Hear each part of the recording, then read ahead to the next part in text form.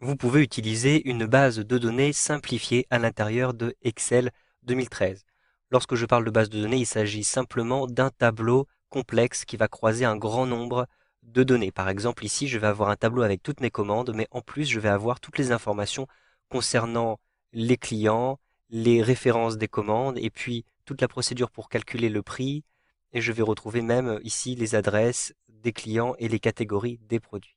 Donc c'est un tableau assez grand puisque je vais avoir, vous le voyez, un grand nombre de produits qui sont proposés, un grand nombre de commandes qui ont été effectuées.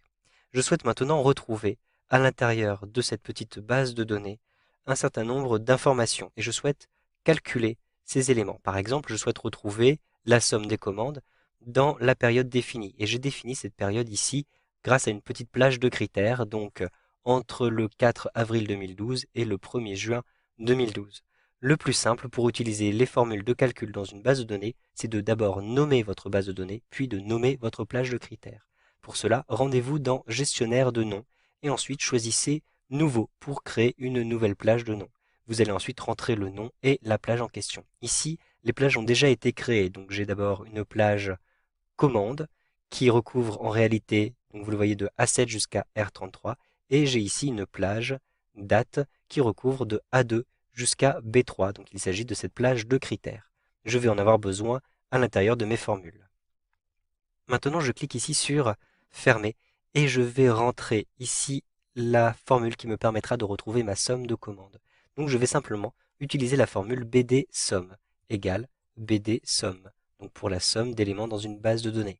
Ensuite, j'ouvre ma parenthèse et je vais sélectionner ma base de données, ou bien je rentre le nom de ma base de données, donc elle s'appelle commande. Ensuite, un point virgule. Je vais ensuite rentrer l'entête des valeurs qui seront utilisées pour le calcul. Donc il s'agit des valeurs qui se trouvent à cet endroit-ci. Donc je vais rentrer le nom de l'entête. Il s'agit de valeurs. Donc entre guillemets, valeurs comme ceci. Vérifiez que vous avez exactement la même orthographe ici entre guillemets et ici pour l'entête de votre colonne. Ensuite, un point virgule et vous allez maintenant spécifier les critères.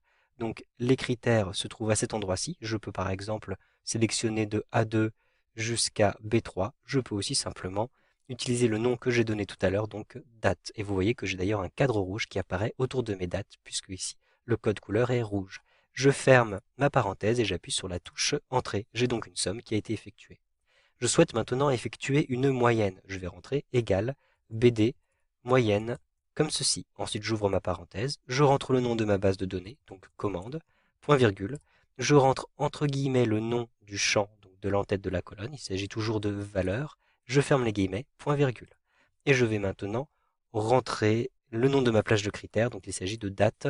Je peux fermer la parenthèse et appuyer sur la touche Entrée. Je souhaite maintenant calculer des écarts-types à l'intérieur de mon tableau, donc des données statistiques. Les écarts-types, ce sont des moyennes d'écart entre les valeurs. Mais vous pouvez calculer de deux manières différentes cette moyenne. Soit vous pouvez utiliser le nombre d'intervalles, donc vous allez diviser la somme des écarts par le nombre d'intervalles, et donc cela vous permet d'avoir un écart-type qui est adapté à un échantillon. Ou alors, vous pouvez simplement calculer votre moyenne d'écart avec le nombre exact de valeurs. Et dans ce cas-là, vous êtes sûr d'avoir la totalité de vos éléments. Donc, cela est recommandé lorsque vous effectuez des statistiques, par exemple, sur une population, sur la population totale, et non sur un échantillon. Donc, nous allons utiliser les deux calculs à cet endroit-ci. Donc, d'abord, pour calculer sur le nombre d'intervalles, j'utilise la formule BD écart type, tout simplement. Donc, égal BD écart type. Ensuite, j'ouvre ma parenthèse et je vais rentrer les mêmes informations que tout à l'heure. Donc le nom de ma base de données, commande, point virgule. Ici le nom du champ, donc il s'agit toujours de valeur, et je ferme les guillemets. Ensuite un point virgule et je précise les critères de date. Je rentre date et je ferme la parenthèse. J'appuie sur la touche d'entrée et donc je vais avoir ici l'écart type qui a été calculé. Je souhaite maintenant de la même manière calculer l'écart type mais pour la totalité des éléments. Donc je vais avoir une moyenne qui est calculée avec le nombre exact de valeurs. Je rentre ici égal BD écart type P. Donc je rajoute un P simplement à cette formule et cela me permet de modifier un petit peu le calcul qui est effectué. Entre parenthèses, je rentre exactement les mêmes éléments, donc commande, entre guillemets, valeur et point virgule date. Je ferme ma parenthèse et j'appuie sur la touche entrée. J'ai donc, vous le voyez, un écart type qui est un tout petit peu différent par rapport à celui que j'avais calculé précédemment. Vous savez donc maintenant comment effectuer des calculs à partir d'une base de données simplifiée dans Excel 2013.